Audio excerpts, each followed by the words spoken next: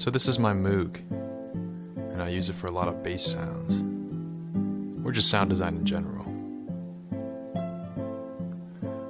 This is my Micro Korg, and I love it for a lot of polyphonic sounds, great for chords. This is my drum pad, and I use it for beats, well, sometimes. And this is my launch pad. I've actually never used this. And this is my audio interface.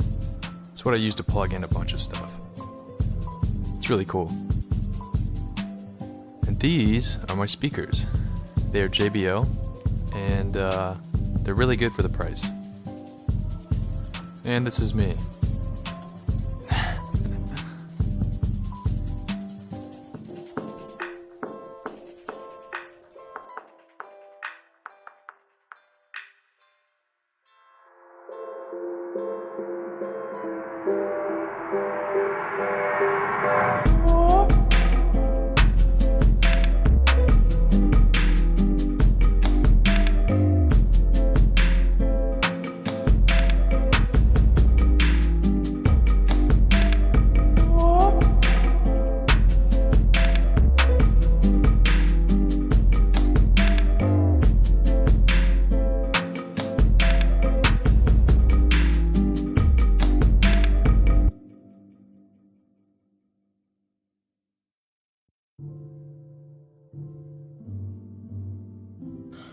Alright, so let's talk some music. I've been making music for maybe 4 years now, which isn't a super long time, but definitely long enough to accumulate some level of knowledge, I guess. So I just wanted to say to anyone just starting out, the learning curve for music production is pretty steep. But once you get over that hump, it's definitely worth it. So trust me, I know the frustration. So one of the difficult things for me when I was producing, and still kind of is balancing the creative and technical side of music production. And you don't want to get stuck in either one of those, because then you really don't get anywhere with whatever you're working on. So it's the way I look at it is the creative side of production is your story, and that's what that's what's driving your song, and that's kind of what's driving your choices in the production. It's okay, where do I want to put the energy? Where do I want the climax to go? When should the timing of the song, when should the song slow down, and how does that invoke the emotion that I want from the audience, or even how does that invoke the emotion I want from myself?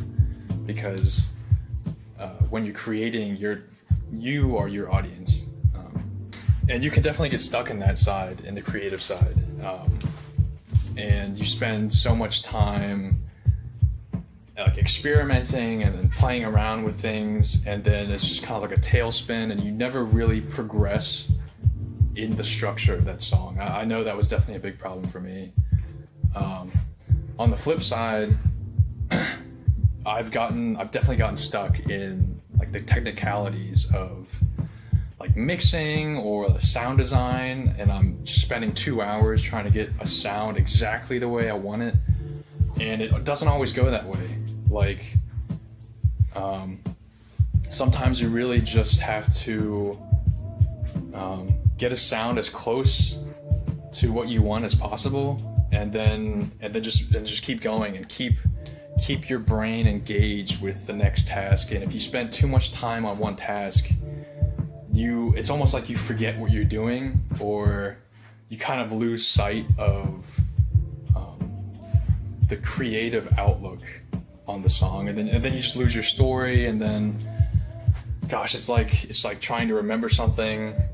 It's like trying to remember a dream you just woke up from. It might come back, it might not, and that's just frustrating. And I've definitely dealt with that a lot, and it sucks. I hate it. So I think that's a big part of the creative process, just in general, is balancing between the technical skills that you've acquired and the creative drive that you're trying to like express from. I hope that made sense.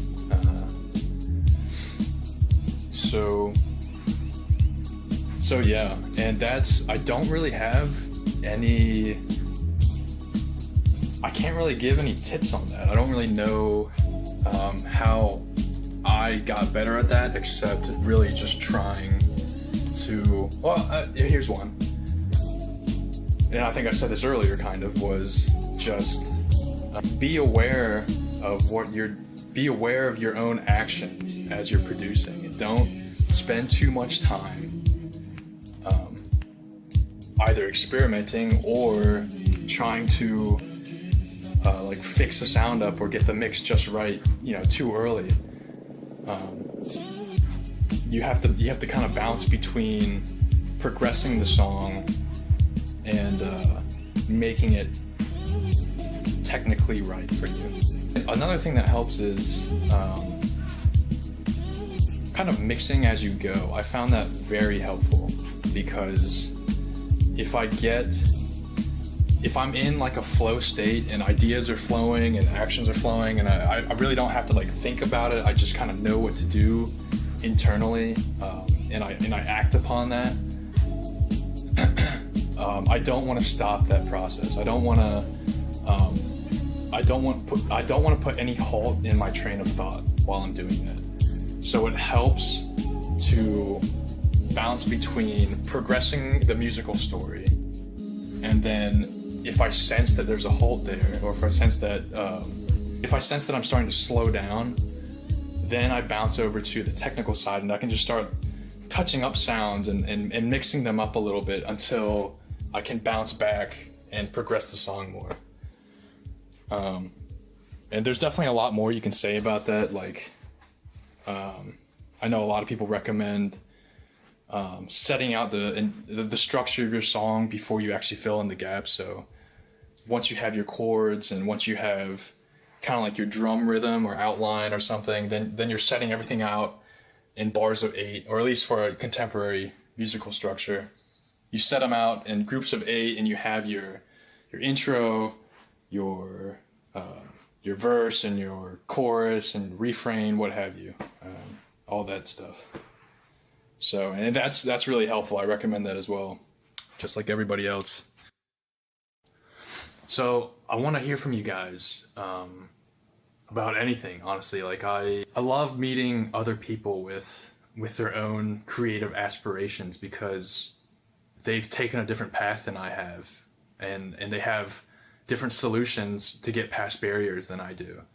And I love to just spark up conversations that way, because then I can kind of take from what they've learned and just add it to my arsenal and just become a better creator just overall.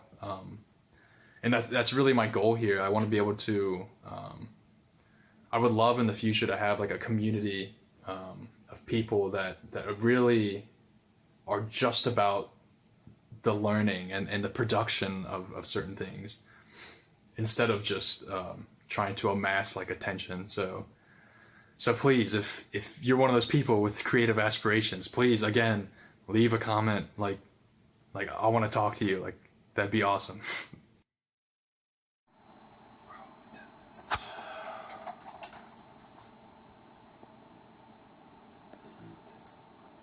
You could do a vlog for 8 minutes. I'd probably do 7. 7 minutes. 7. Oh my gosh.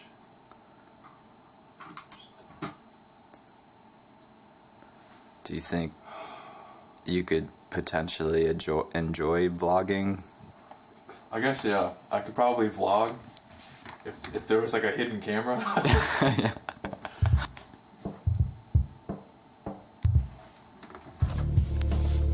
Here's something I was thinking about just now. Hands are weird. It's like its own body. Because beneath the tissue is a bunch of little cells beneath the organelles. But there's a bunch of atoms and molecules, and beneath the molecules and atoms, there's a bunch of subatomic particles. And beneath the subatomic particles, you know what's beneath the subatomic particle?